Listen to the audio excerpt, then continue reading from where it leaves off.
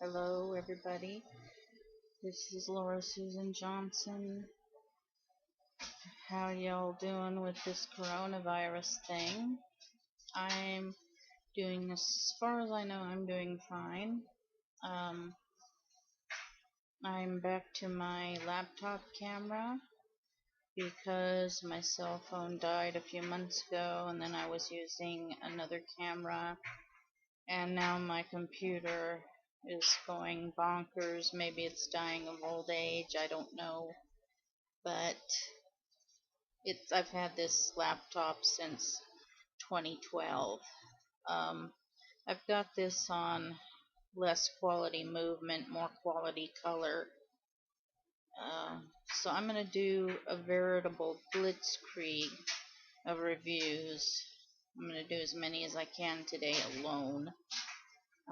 I'm wanting to do a Valentine's Day sort of themed movie, and before that, I want to do what I want to release before that is a Chinese New Year kind of tribute movie review. And after that, since today is St. Patrick's Day, I want to do something Irish, green, wearing green, whatever you want to call it. So I was at a loss, or I was confused, or I was undecided, having a hard time decide which movie to review that involves a lot of pastel pink, which is what I'm wearing. I don't know if you can see the sequins on this shawl, but I love, this is my gimmick. Other reviewers prefer to riff on movies, and I prefer to just talk about movies. And that's just the way it is with me. And I mainly review movies I enjoy rather than movies I don't enjoy. So this first review I decided would be Picnic at Hanging Rock from 1975. And since all the characters were mostly dressed in beautiful Victorian spring fashion, I figured I would go with the next best thing, which is light pink. And it is a Valentine's Day movie. Now, it's written as though the novel by Joan Lindsay of Australia is written as though this is a true story, but it's not. It's fiction. It's just so well done. It's a beautiful, strange. Um, it's one of the best movies ever if you just want a movie to leave you to make your own conclusions about what happened. And it's just a aesthetically beautiful movie. It's by the same director as The Year of Living Dangerously, Witness, The Mosquito Coast, The Truman Show, Dead Poet Society. It's Peter Weir, I believe. Yeah, and he is an Australian director. I didn't know that. But anyway, this movie is set in the year 1900, and the pretty much story kicks off on Valentine's Day when an all-girls college, back in those days they would call it a college even though it was mainly high school aged girls, but it's an all-girls pretty much boarding school, you could call it that. And in the beginning you hear the opening musical theme. A lot of people don't like it because panpipes sound ugly or something to them. For me, the song is very beautiful. The music is very beautiful. But more than the panpipes is that organ in the background. It gives you this sense of foreboding, sense of doom, sense of sadness. It just has a mysterious sound to it. I like the organ better than the panpipes, but I don't hate the panpipes. A lot of people are like, in YouTube comments, I've seen them say, panpipes, yeah. So I'm not really sure why, but a lot of people don't like the theme music. A lot of the other music in the movie sounds borderline psychedelic, very scary music. And basically what happens is a lot of these students at this all-girls college go out to celebrate Valentine's Day with a picnic at a famous volcanic rock formation, and they're forewarned many times that they shouldn't go too far away from their picnic ground area where a lot of other people pretty much visit to have leisurely picnics and luncheons and whatnot. One thing about this movie that I was expecting to happen was that there was a romance between Sarah and Miranda, because Sarah gives Miranda this beautiful valentine. In the opening credits, you see women, the young women, doing their morning toilet, which is in those days it was a water or a basin filled with water that's fresh water that's scented with flowers, and they would wash their faces, and they would just dry off, and that would be their hygiene, except for their bath. Whenever they took baths, I'm not sure. But the ritual of the toilet, not the poopy toilet, but the, washing your face toilet, is something very beautiful about that. I used to read a lot about those in Madeline Brent novels. While Miranda is washing her face, Sarah hands her a beautiful valentine. And later on, just a little bit later on, Miranda says, "You're going to have to find somebody else to love besides me." Meaning that Sarah is all alone in the world, but I think she's got an emotional attachment to Miranda. And Miranda loves her, but not quite as, intensely.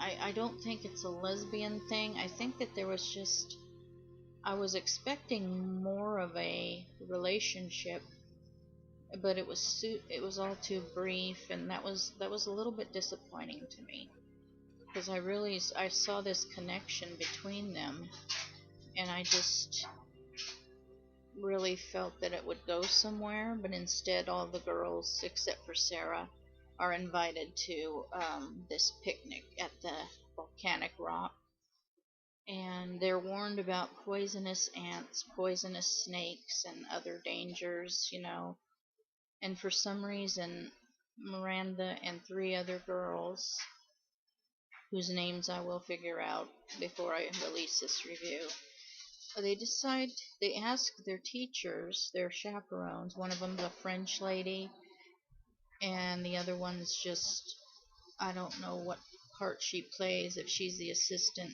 principal or what, but they ask these chaperones if they can go up and take measurements or something, and they're granted permission, and they go, and they say, "We won't be too long." Well, what happens next is a very strange, and out of the four girls, I will put spoilers up, by the way, out of the four girls, only two end up coming back to the group, and the other two go missing, and they're never found. That's why this feels like such a true story, and yet it's fiction. And what they do allow you to do is draw your own conclusions. What happened? I watched an interview with actress. Let me look her name up again. I'm sorry. It's Anne-Marie Lambert, something like, is it Anne-Marie Lambert? Anne-Louise Lambert, excuse me. I saw an interview with Anne-Louise Lambert that was done not too long ago, and she was saying the meaning of the disappearances. Oh yeah, and one teacher disappears too, so there's actually 3 disappearances. The meaning behind that is open to opinion. In other words, there was a suggestion that that rock was some kind of portal to another place, another time, because they simply disappeared without a trace. They just vanished off the face of the earth, these 2 girls and the one teacher. So after this happens, some weird things happen between Mrs. Appleyard and the rebellious young girl Sarah, but I don't understand what's happening. I don't understand what's happening with Mrs. Appleyard. It's not so much Sarah. Mrs. Appleyard starts changing. She starts drinking, or drinking more, whatever it was, to begin with. And the ending just confounded me. I wasn't sure what to think. And those 2 girls and that teacher were just gone forever. No one ever found them. And it's like it's really strange how you almost tend to think of this as non-fiction because of the way it's laid out and told. So maybe one of these days I'll read the novel by Joan Lindsay. So because of the second part, and especially the ending, having confounded me as much as it did, I'm gonna give it maybe a 7 to 8 out of 10 because it's a very lovely film, very well acted, has a beautiful cast of Australian actors, and it's not aesthetically, it's mostly aesthetically, the period detail and all that pleases me, but the story is confounding, and I welcome anybody's comments, below, to see, to give me some kind of, insight on what they believe happened. I'm kind of, leaning towards Anne-Louise Lambert's suggestion that Hanging Rock, deep within the innards of Hanging Rock, there might be some portal taking to a different time and place, and the girls just went there. That there's just a lot of unanswered questions, a lot of weirdness. What happened with Sarah at the end just confounded me, and what happens with Mrs. Appleyard confounds me. It's just a very strange, beautiful movie. So I'd say, like I said, 7 to 8 out of 10. I think that's pretty generous. And if I read the book, it might give me more clarity, it might not. Anyway, we'll see you in the next review. Bye.